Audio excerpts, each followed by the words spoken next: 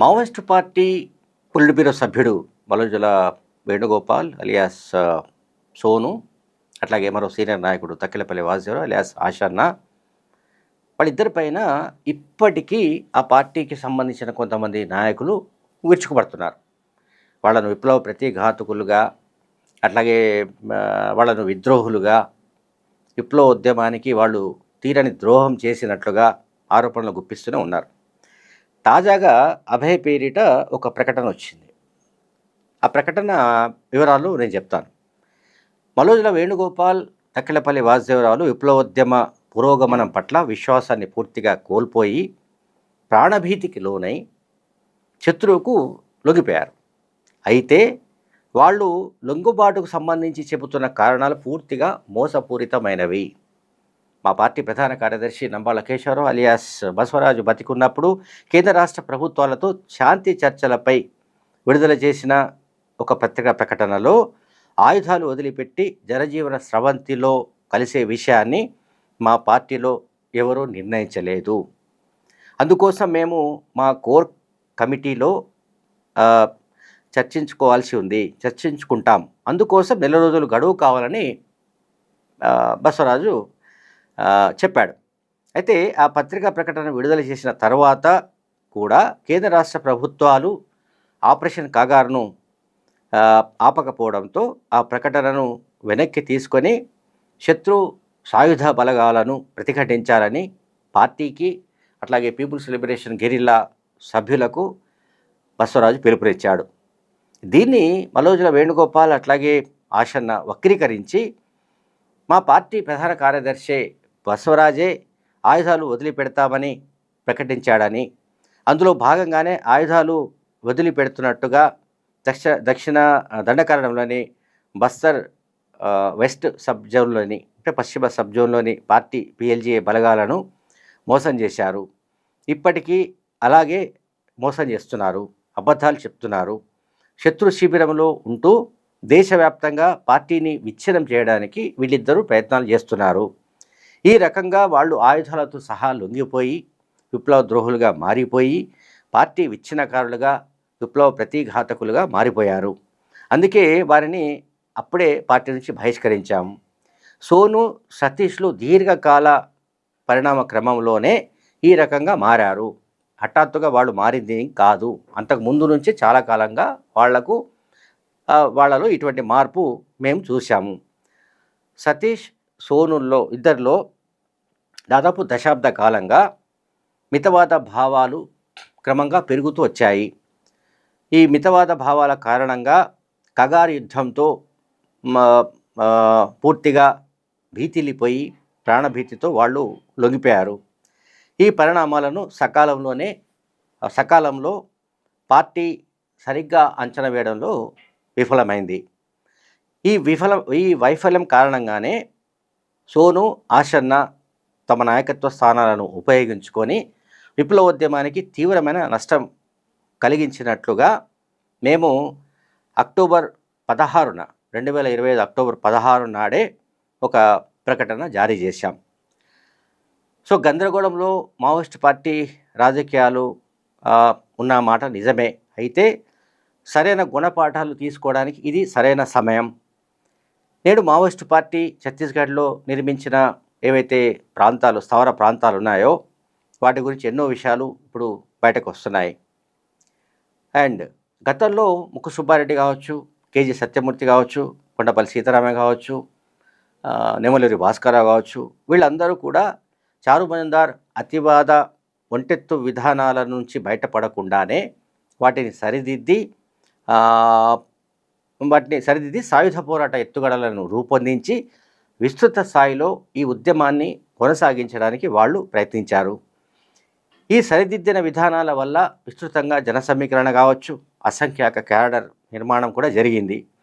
కానీ దేనినైతే వదిలిపెట్టాలో దానిని వదిలిపెట్టకుండా అతివాద ఒంటెత్తు పోకడను మరింత పకడ్బందీగా, నైపుణ్యంగా, త్యాగధనులైన కామ్రేడ్స్ త్యాగాలతో కూడా కోలాహలం సృష్టించింది.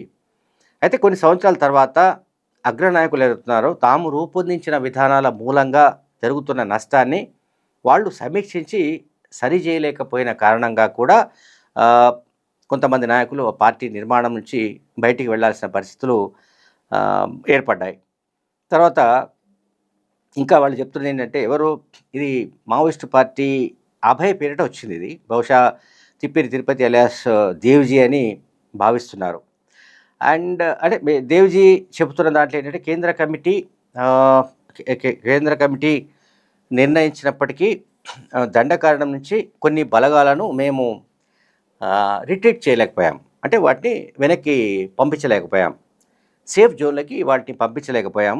ఈ ఈ ఈ విషయాన్ని 2018లోనే కేంద్ర కమిటీ భావి ఒక కంక్లూజన్కి వచ్చింది. అయితే దండకారణ్య కమిటీలో దండకారణలో మేము అమలు చేయలేకపోయాం. అందువల్ల కూడా తీవ్రంగా నష్టం జరిగింది.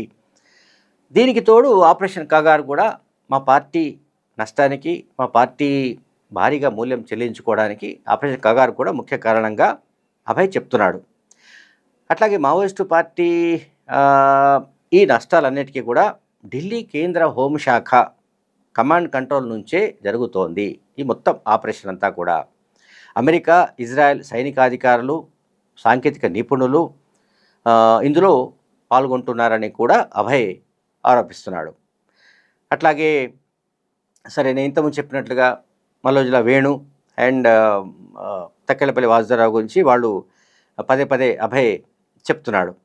శ్రీకాకుళం గిరిజనోద్యమం అత్యంత ప్రాథమిక దశలోనే ప్రభుత్వ నిశ్చయాత్మక అణిచివేత ప్రారంభించిన కొద్ది నెలలకే పూర్తిగా అది అణిచివేత గురైంది. దాని నుంచి గుణపాఠం తీసుకోలేదు. చారు మజుందార్ లైన్లోనే, విధానంలోనే ప్రజా సంఘాల నిర్మాణం అక్కరలేదనే దాన్ని సవరించుకొని మరింత విస్తృత స్థాయి సాయుధ పోరాట కార్యక్రమాన్ని మరింత విస్తృత స్థాయి అతివాద అవకాశవాదంగా మారింది. సరే, జగిత్యాల, సిరిసిల్ల వంటి ప్రాంతాల్లో, అంటే ఉమ్మడి కరీంనగర్ జిల్లాలోని జగిత్యాల, సిరిసిల్ల ప్రాంతాలలో ఫ్యూడల్ శక్తులకు వ్యతిరేకంగా ప్రజా విలువ వచ్చింది. అంటే ప్రత్యామ్నాయ అధికారం ఆల్మోస్ట్ అంటే ఆ దిశగా అడుగు పడింది ఇక్కడ సిరిసిల్ల, జగిత్యాల తాలూకాల్లో.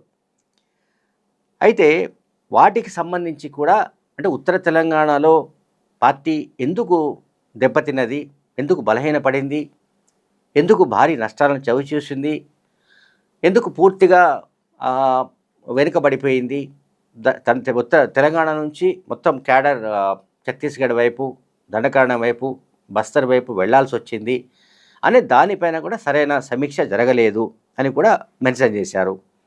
తర్వాత చిత్తూరు, అనంతపూర్ అండ్ నల్లమల, ఆంధ్ర ఒరిస్సా బార్డర్ ప్రాంతాలలో నిర్దిష్టమైన ప్రజా కార్యక్రమాలకు దళాల చర్యలను మేము జోడించాము. అయితే దళ చర్యల స్వభావాన్ని, పర్యవసానాలను మాత్రం, ఆ ఫలితాలను మార్క్సిస్ట్ లెనినిస్టు కోణం నుంచి పరిశీలించలేదని మావోయిస్టు పార్టీ నాయకుడు అభయ్ ఈ ప్రకటనలో తెలిపాడు. దీనివల్ల చాలామంది క్రియాశీల నాయకులు, కార్యకర్తలు, సభ్యులు వెనక్కు తగ్గుతూ వెళ్తున్నారు, పార్టీ నుంచి వెళ్ళడానికి ప్రయత్నిస్తున్నారు, చాలామంది వెళ్ళిపోయారు. కానీ ఇప్పటికీ ఇప్పటికి కూడా పార్టీ పట్ల నిబద్ధత ఉన్నవాళ్ళు ఉన్నట్టుగా అభయ్ చెప్తున్నాడు. అంటే ఉద్యమాలలో అనేక తప్పులు జరిగినప్పటికీ, ముందుకు సాగలేని ఒక పరిస్థితి ఉన్నప్పటికీ, ప్రకటిత అప్రకటిత రూపంలో నిర్మాణం నుంచి కొంతమంది దూరంగా ఉన్నప్పటికీ, Jagtial, Sircilla, Orissa, Andhra border reason, west Bengal, అప్పటి దక్షిణ మిడ్నాపూర్, నల్లమల ప్రాంతం, తమిళనాడు, కేరళ, కర్ణాటక ట్రై జంక్షన్ అంటాం, Kerala and Tamil Nadu, Karnataka tri junction, వీటన్నిటినీ మేము అప్పట్లో పార్టీ విముక్తి ప్రాంతాలుగా ప్రచారం చేయడం కూడా సరైనది కాదేమో అనే అభిప్రాయానికి ఇప్పుడు వస్తున్నాము. సో ఈ ప్రాంతాలు అణచివేతకు గురవుతున్న క్రమంలో ఎన్నో ఏళ్లుగా కృషి చేస్తూ ప్రజల్లో స్థాపించుకున్న పలుకుబడి ప్రాంతాలు కావచ్చు, వనరులు సమకూర్చుకొని ఉన్న అబూజ్మఠ్, గడ్చిరోలి, ఒడిశాలోని మల్కాన్గిరి, అలాగే బస్తర్ వంటి ప్రాంతాలు నిజంగానే మాకు చాలా రక్షణ ప్రాంతాలుగా ఉండేవి. ఇవి రక్షణ ప్రాంతాల స్థాయి నుంచి యుద్ధ క్షేత్రాలుగా కూడా మారాయి. శత్రువుతో సాధారణ స్థాయి ప్రతిఘటన నుంచి ఆల్మోస్ట్ ప్లాటూన్ల స్థాయి యుద్ధం దాకా కూడా సాగింది. అయితే ప్రజాయుద్ధ పిలుపునకు ప్రజల సహకారము 1000-2000 మందితో పీపుల్స్ లిబరేషన్ గెరిల్లా ఆర్మీ భారత ప్రజల విముక్తి కోసం పోరాటానికి సంసిద్ధులైన పరిస్థితుల నుంచి నేటి దాకా పార్టీ కార్యాచరణ పైన అనేక మంది కామ్రేడ్స్ ఎన్నో విషయాలను ఇప్పుడు వెల్లడిస్తున్నారు. అందువల్ల ఈ సమయంలో భారత ప్రభుత్వం నక్సలైట్ల పైన అంతిమ యుద్ధాన్ని ఏదైతే ప్రకటించి అమలు చేస్తోందో, ఈ సమయంలో ప్రభుత్వ పక్షం విప్లవ పక్షంగా 2 పక్షాలుగా మారినట్టు అభయ్ చెప్పాడు.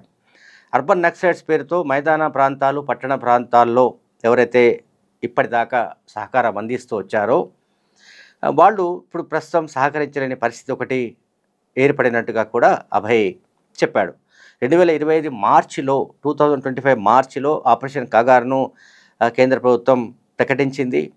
అట్లాగే ఆ తర్వాత పెద్ద ఎత్తున అణిచివేతకు పాల్పడుతోంది. పెద్ద ఎత్తున బూటకపు ఎన్కౌంటర్లను కొనసాగిస్తోంది. ఈ సమయంలోనే మేము నంబాల కేశవరావు అలియాస్ బసవరాజు, అట్లాగే హిడ్మా వంటి అనేక మంది అగ్రనాయకులను కోల్పోయాము.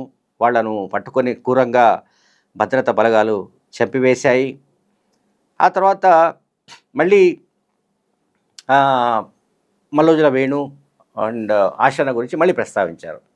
అంటే ఈ పరిస్థితులన్నింటినీ అవకాశంగా తీసుకొని ఇటువంటి ఎవరైతే విప్లవ ద్రోహులు ఉన్నారో వాళ్ళు విప్లవానికి తీరని ద్రోహం చేసినట్టుగా, విప్లవ ప్రతిఘాతుక శక్తులుగా మారినట్లుగా అభయ్ ఆరోపిస్తున్నాడు. ఇది మావోయిస్టు పార్టీ కమిటీకి చెందిన అభయ్గా చెప్తున్నారు. బట్ ఈ అభయ్ నేను చెప్పినట్టుగా ఐదర్ తిరుపతి అలియాస్ దేవ్జీనా లేకుంటే మరొకరా అన్నది తెలియవలసి ఉంది. Thank you very much.